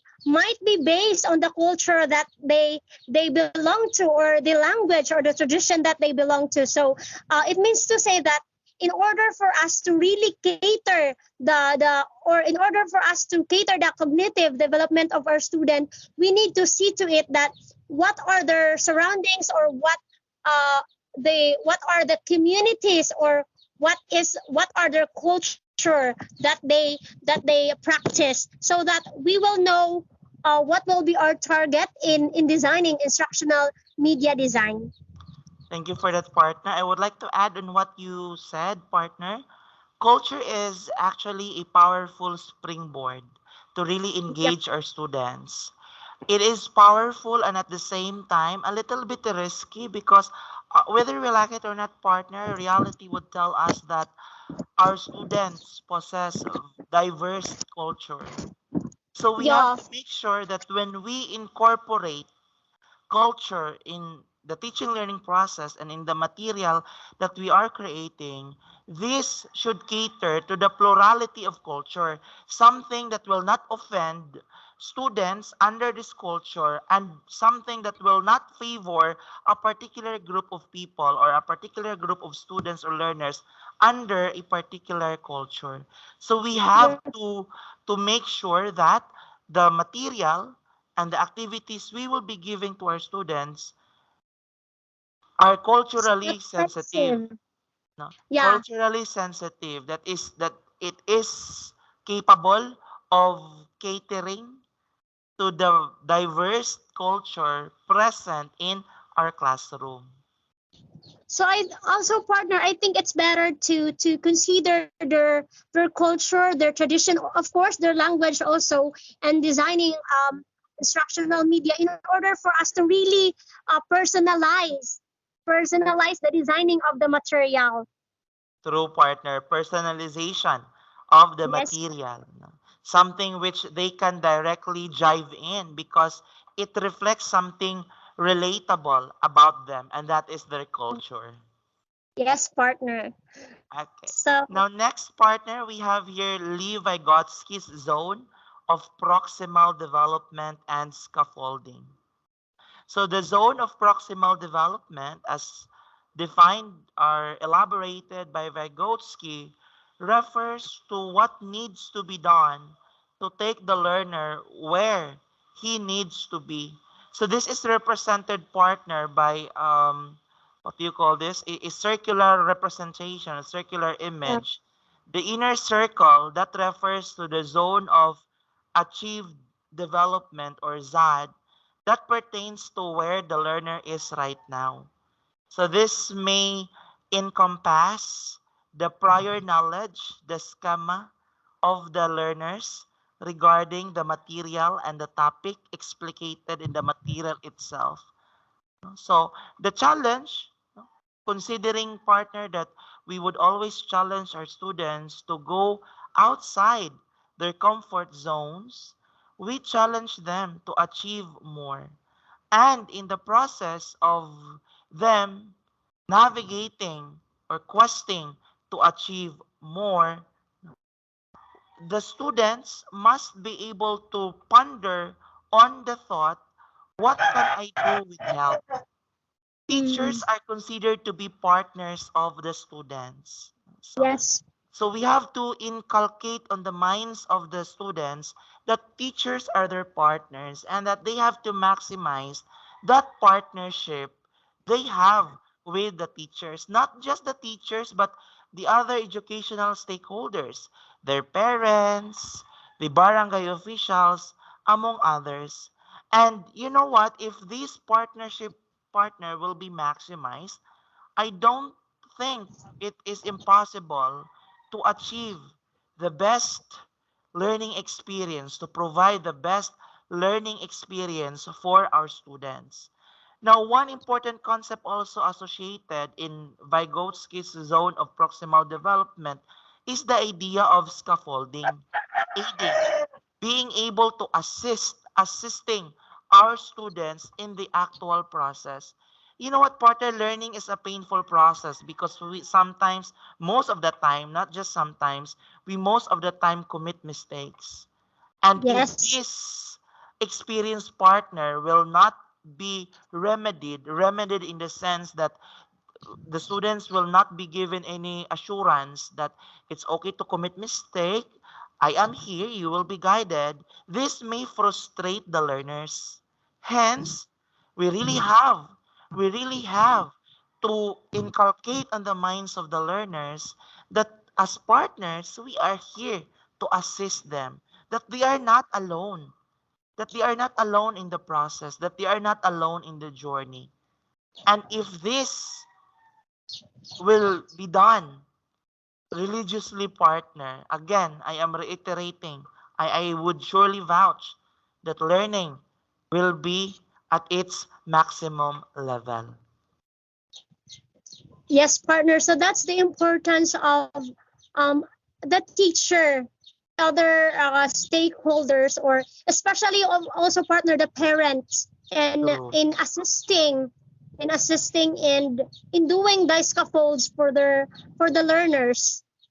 True, So partner. I think, partner, I can conclude in this theory of Vygotsky, the zone of proximal development, that it really needs a whole community to educate a child, right? Because True, partner. anyone True. anyone can be a partner, anyone can do the scaffolding to help aid the learners. I would like to applaud, partner, what you have said. It takes a community to raise a child. Mm. Sometimes, whether we like it or not, no, it's unfortunate to say that the idea of teaching students is seen rather as a sole task of teachers, Yeah, and that need that's to be sad. That's the corrected. reality. Yeah, that's the reality. A partner, teachers are bombarded with pressure by other individuals in the community, no, especially with the learning of the child, failing to recognize that they too has have roles to play in the learning of the children. Yes, partner. Let us Because proceed. teachers, Continue, because partner partner. teachers can do it alone.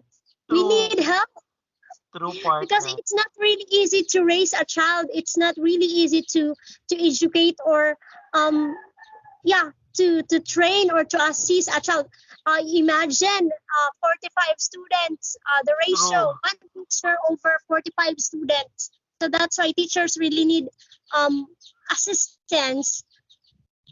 To true, partner, no, very much true. If there are parents who would sometimes clamor raise with regards to their difficulty in raising three children, how much more on the side of the teacher raising, no, guiding 45, 30 to 40 to 50 students, much even worse, partner, 60 students in a single classroom, all at the same time. So imagine the Yes, labor, partner, the burden. yes, partner. And the worst thing is that the teacher is still single and doesn't have an experience in how to raise a child. Yeah, that Isn't is, it funny, right? yeah, partner. That is another reality that is present in our day-to-day observation. So let's just hope, partner, that there is really a community linkages or engagement True, towards the educational process. So let's hope for that and let's pray for it. true, partner. So now, partner, let's proceed to, is it my task now? Let's Yes, proceed to the partner. multiple intelligences by Howard Gardner. So we have 1, 2, 3, 4, 5, 6, 7. 7 multiple types of intelligences. So can I ask you a question, partner? Yes, partner. Partner, there are What? 8 partner. There are 1, 8 2, 3, multiple 4, 5, 6, 7. intelligences. 8. I stand. So you need to answer my question, partner. What are the dominant intelligences that you possess? Okay. Mine partner is interpersonal. Yeah, and then since I am living uh in the countryside, I am also naturalistic partner. I am nature smart. I am a uh certified planter, if there is such a term. You are a certified plantito. I love planting partner crops. Mostly crops, no, but there are also flowers and plants, but most of my inclination partner is really into planting crops such as kamote, Yeah. ubi, and then ginger, the native ginger partner. Ano man yan, partner? Oy, pangkabuhayang swak na swak na. Pangkabuhayan suwak na suwak. Yeah, at the same time, pangkabuhayan partner, at the same time, supply. How about, partner, mathematical intelligence or the logic smart? I Are am you the not one? I am not into logic smart partner. That is one area I really would aspire to develop. I also think, partner, based on my observations to you, I think you are also a linguistically inclined because you have a good command of the language, especially the English. Part- Partner, I don't think so, partner. I am into linguistic. But how about you, partner? What are the dominant intelligences you have? Actually, we're the same. We are the same, but I have one that you don't possess. I mean, you don't have. You don't consider. I mean, it's the musical. No. I am not a good musician, but I do love music. But I don't know if music loves me. But I consider myself as not smart, but music lover. We love music, partner, but music doesn't love Doesn't us. love us back. Yeah. So I think, partner, so speaking of those intelligences, I think, partner, among all the other theories, I think this is the most crucial part in designing instructional media or instructional materials. Why, partner? Because um, imagine out of eight intelligences, different kind of intelligences, we really need to consider each one of them, True. True, right, partner? partner. Because if you will not consider in designing, for example, our instructional materials or instructional media, if you will not consider each one of them, then we will be biased, or we don't promote inclusivity. True, partner. If we really want to achieve that mantra of not allowing anyone to be left behind, we really have to consider multiple intelligences, partner, especially in designing material. And that's a great challenge to us teachers, because I think personally I find it hard to integrate all of these intelligences in one activity, in one session, because it's really it's just hard to cater all the different types of intelligences that, especially I am a public school teacher and I have 47 students, and I find it really, really challenging, and I find it really hard to cater all of their intelligences, because sometimes, partner, I could say to myself that am I an effective teacher? Because personally, I could really attest that I did not, and I did not, but I will try. I'm really trying to cater all of those intelligences that my student have. So, because my technique in teaching is that I really first diagnose my students and reality check. They are all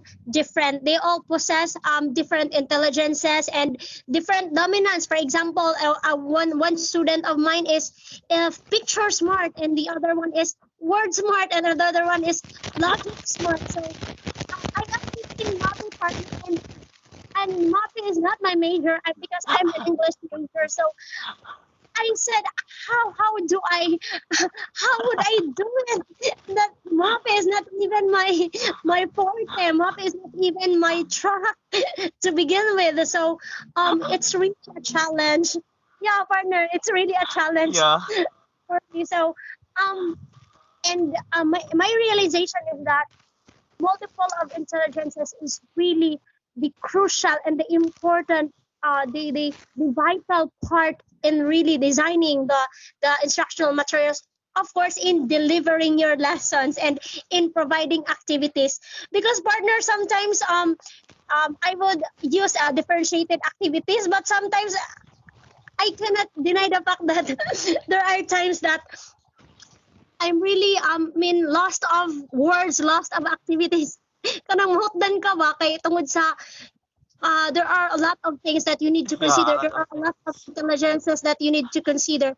Imagine, partner, my dominant intelligence in there is intrapersonal, the visual, the musical. I only have three, but my students have different intelligences. How would I model? How would I scaffold if I don't know, if I am not inclined to that kind of intelligence? So yeah, it's a great challenge to hit uh two birds or multiple birds in one True. stone. Partner, you are not alone with such dilemma, partner. I do believe that is the very sentiment if of majority, if not all of the teachers. Like we don't really have the capacity to provide an absolute intensity in catering to these intelligences. But you know what, partner? I personally believe that we just have to really be persistent. Like Yeah, we should always try our best in presenting, in catering to our students. And, you know, we don't know, partner, if time permits, perhaps as we teach our students, we also learn to develop yeah, this intelligences. Say for example, partner, musical smart. Since I usually integrate, I usually utilize, I usually integrate activities that would involve this one. Since majority of my students partner are into this, especially my advisory class. I think that this is an assumption, partner. I don't know if this is an acceptable assumption. I it so happened that sometimes I have noticed, no, that my voice is improving. That is in wow. a personal that is in a personal assumption, partner. I don't know how others would view it, but in a personal assumption, that I have observed that my voice developed. Bitaw, partner. I don't know how others would perceive it. But I would like to congratulate you on that part, partner. Congratulations for improving your voice. So, and Shall we continue, partner? speaking of that, partner, with that being said, yeah, we are really, trying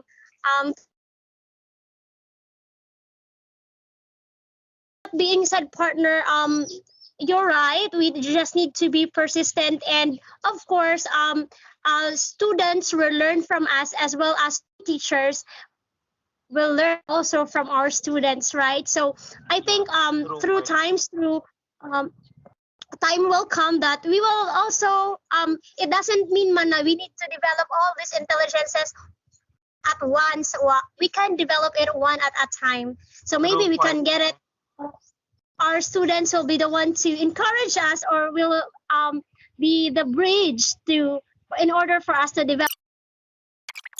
I think, partner, we don't have any choice but to really try our best, True, because partner. we're in the field we're in. We really need to have this, or if not all, we really need to practice, at least try to possess these intelligences.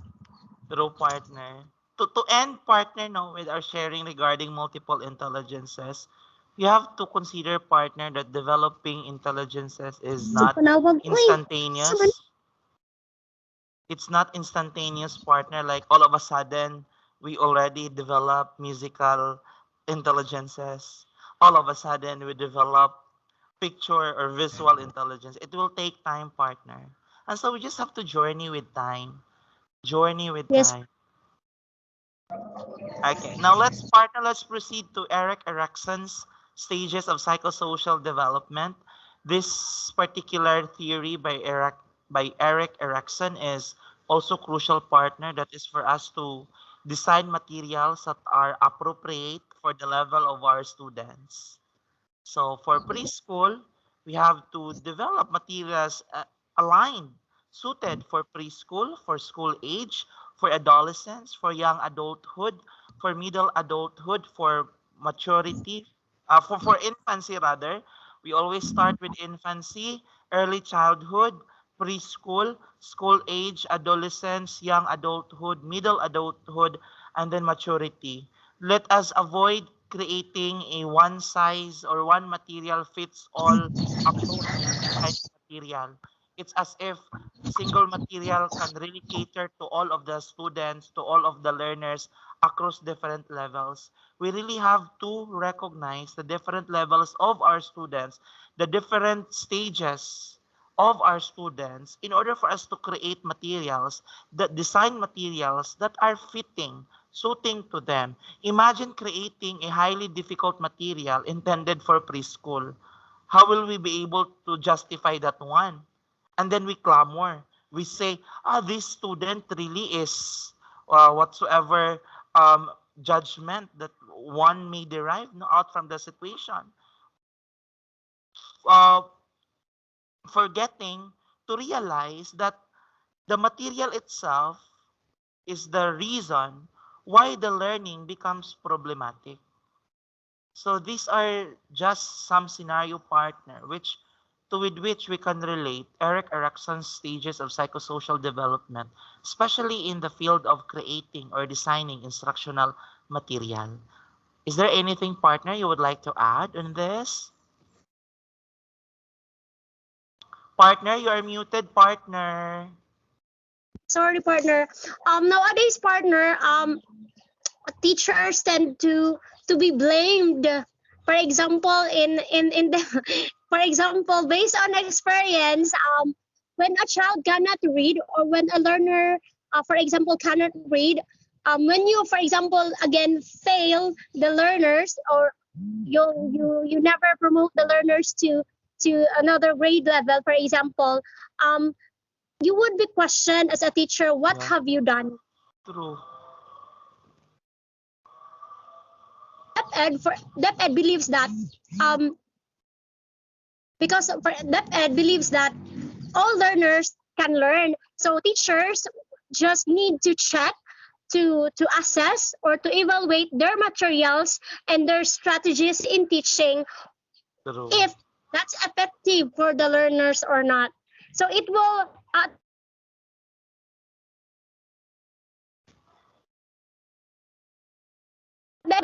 it will balance as teachers. Oh, what have we done, or are we effective enough? Are those instructional media design that we do, that we present to our learners, encourages or caters their abilities, or um bridge the gap of learning? So I think that's the point of this theory of Erickson's, partner. I agree on that, partner. Shall we proceed, partner, to the next part of our discussion? Yes, partner, let's proceed. I That cannot see. that is on the The steps in steps designing in instructional designing instructional media. media. So first, partner, is we have the input. So in the input, we have first to am I right? I on the same track, partner. Yes, We partner. have the input. The second one is we have the process, the output, the feedback, and the learning. Learning. I think, partner, it has been discussed yesterday, but let's just add on it. So for the input, we need to identify the learner's needs, identify the content, identify goals and objectives. Of course, learners, what are those learners' needs? And then according to their needs, what is the content that should be taught to them? And then what are those expectations or goals that they need to accomplish at the end of the session or at the end of the teaching and learning process? And then number three, four is that we will identify instructional materials. And then number five, Dana.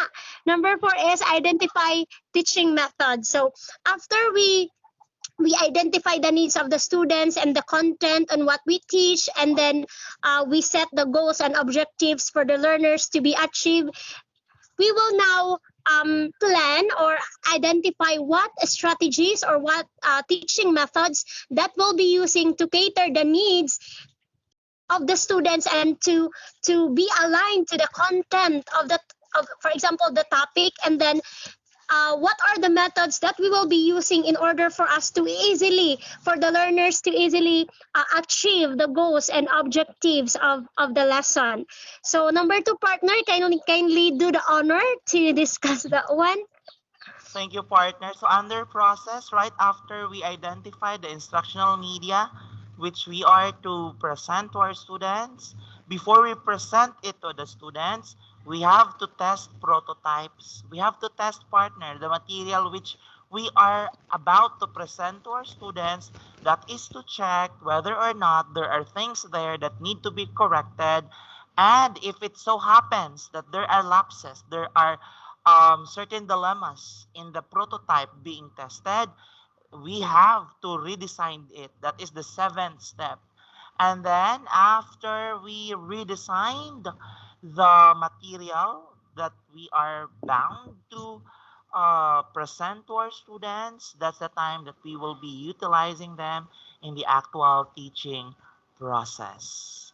And so after utilizing it in the actual teaching process, the next thing that will happen is that, partner, We will now assess our student or evaluate the IM, the instructional media that we have, assess the students if it has a positive result to them. So we are now here in the step three, or the output step. So we have the assessment and then review instruction. So after we design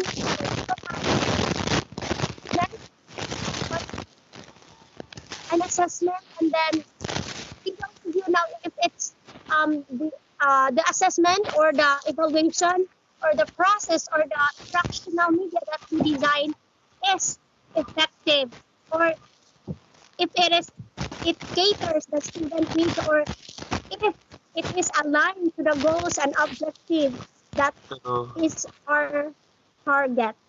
So true, the next one partner. is okay. So the next one is the feedback, partner. So we will go back to related steps. So after we assess, after we redesign, so we will now give feedbacks towards our student. So partner, in giving feedbacks, for example, we will first start in the positive feedback, and then Yeah. and I mean in the last part of the feedback, we will now I mean tell the students what they need to improve. I agree on that, partner. So the honor partner for number 5. Number 5, learning partner. By means of revisiting, by means of assessing partner, we will be given idea as to what needs to be improved in the actual material that we have presented.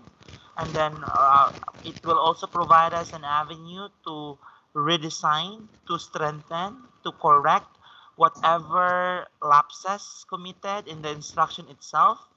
And then when we are able to review and revisit the instruction done, we will then go back. We will then go back to the related steps. And by means of changing our approach partner based on the things that we have gathered upon revisiting and redesigning instruction, that will now lead us to seal to acquire a long-term learning, which is perceived to be a necessity in the present time. We do not only teach students how to acquire knowledge, but we teach them how to apply knowledge. And that for me, partner, is crucial, especially in the present time, wherein we really would seek to empower our learners, empowering them to live the learnings, the lessons that they have acquired. By the way, partner, all in all, this particular step is uh, known as the ISRAN model of instructional media designing. ISRAN, Okay. ISMAN It's model. Isman. Yes, Isman model of partner. instructional. And all I mean to sum up the Isman model of instructional designing partner, all I can say is that it is not really easy to design instructional media. There are times that if it's no longer effective, even if you redesign it or even if you you reviewed it already, there are times that, sad to say, that there are really medias or instructional design that we really need to reject if it does not really serve the purpose. I mean, if it doesn't serve the purpose, which is to develop a lifelong learners. I agree on that, partner. I agree on that. Let's proceed now, partner, to the next topic that is on areas of concern in instructional material designing. And this is subclassified into 3. We have dual channels, limited capacity, and then active processing. Now, let me start with dual channels.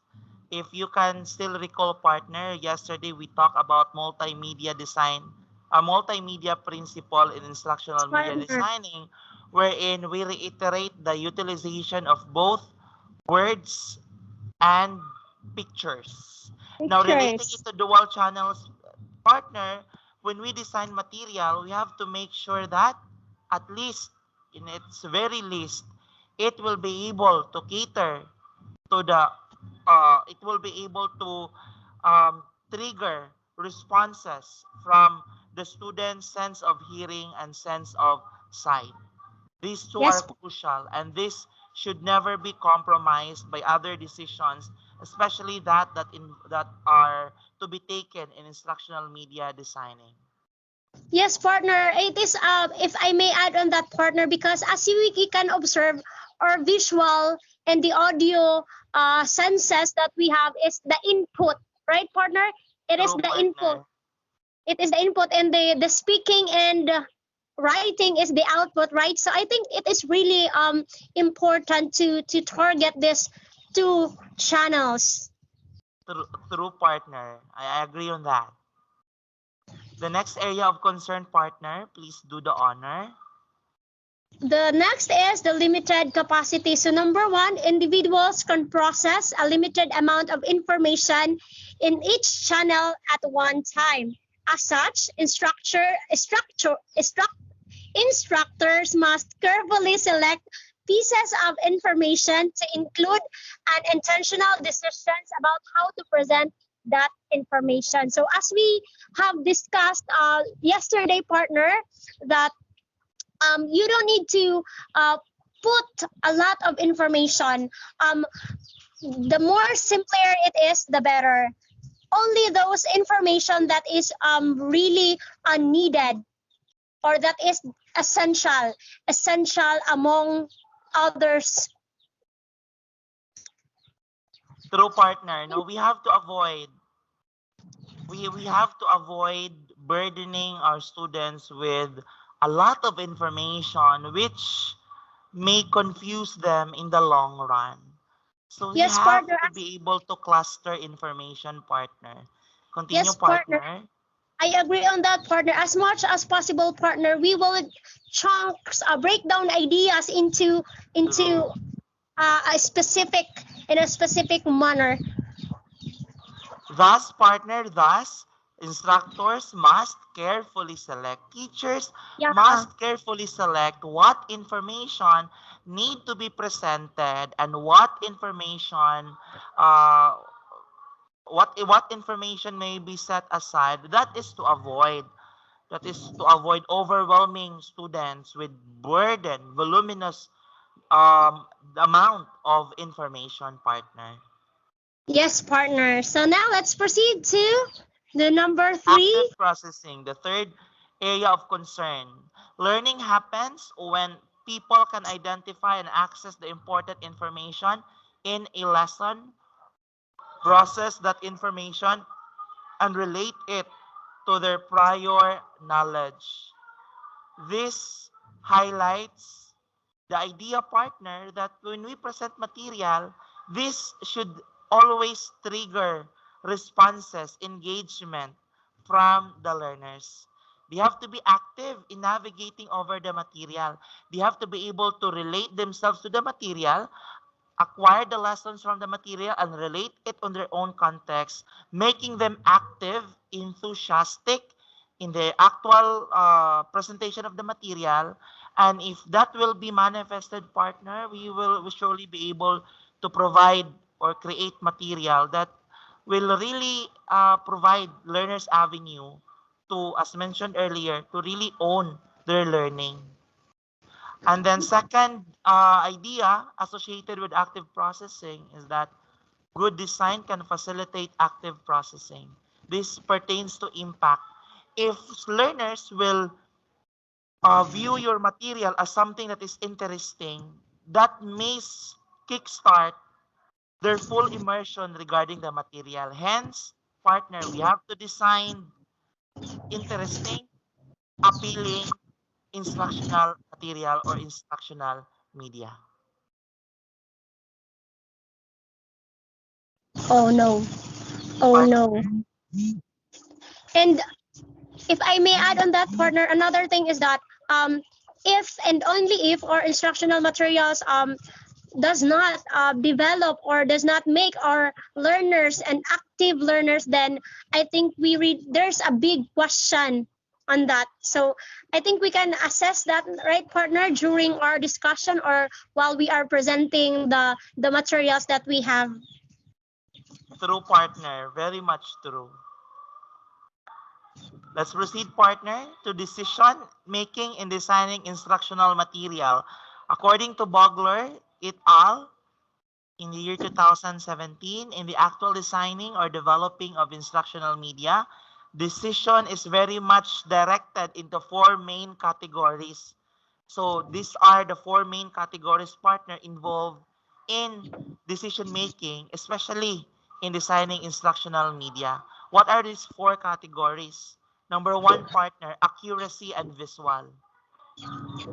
Is the material presenting an accurate information? And is it appealing? Is it interesting? Is it capable of hooking students' attention rather? Partner, would you do the second Okay, category? partner. So another is that the alignment to standard and depth of knowledge. So is the material aligned to the standards, aligned to the most essential learning competencies that our curriculum have? Is it material is still aligned to the knowledge that we will be teaching to our students? Is the material aligned to the objectives and goals that our student must target, or yeah, or no, because if not, then it is questionable. True, partner. And then the third category, partner, ease of use and support. We have to make sure another category, partner, that we have to look into is that can this material be navigated by the students without hassling them, without burdening them. Without using much energy, partner. Yeah, partner. Like once you present it to them, they can directly dive into that, no? Without them clamoring, now what is that? What is this? Ay, another difficult task, another difficult material. So it is something that should be doable, navigatable within the time frame without burdening them, without hassling the learners. And the fourth one, partner, is that it is enjoying, having fun while learning. So number four is engagement and ability to meet student needs. So the students are having fun at the same time. They are learning because they are engaged. There is an engagement. That is why it is really important to consider the fourth one, that the instructional media should encourage engagement to the students. And of course, the most important thing is that it should meet the student needs, because at the end of the day, we will cater, we design the materials, we design the media, we design instructional materials in order to cater and improve the skills of the students. Very much true, partner. I would like to affirm that particular idea of yours. Thank you so much, Our partner. references, partner, are the following. These are our references. I believe that would end our sharing discussion, partner, regarding the topic given to us. We do hope that we are able to provide our viewers something important and relevant, something that will aid them in the actual situation to with which they will apply, they will design their own instructional media or instructional material. Is there anything, partner, you would like to say as a I think all I can say is that laban lang tayo, teachers, because I think God will bless us in prioritizing the needs and development of our learners.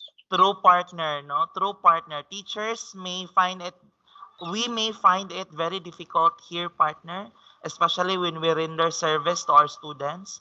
There are sacrifices along the way, but I personally believe that something luxurious are Is ahead being of prepared, us.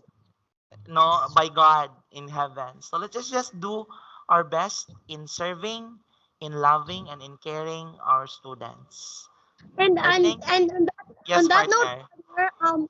there is nothing more fulfilling than to see your students learning and becoming a better True, individuals. true, partner. So I guess, partner, that would be all. Goodbye, Yes, viewers. Thank you and keep safe. goodbye, partner. Thank you so much. Goodbye, partner.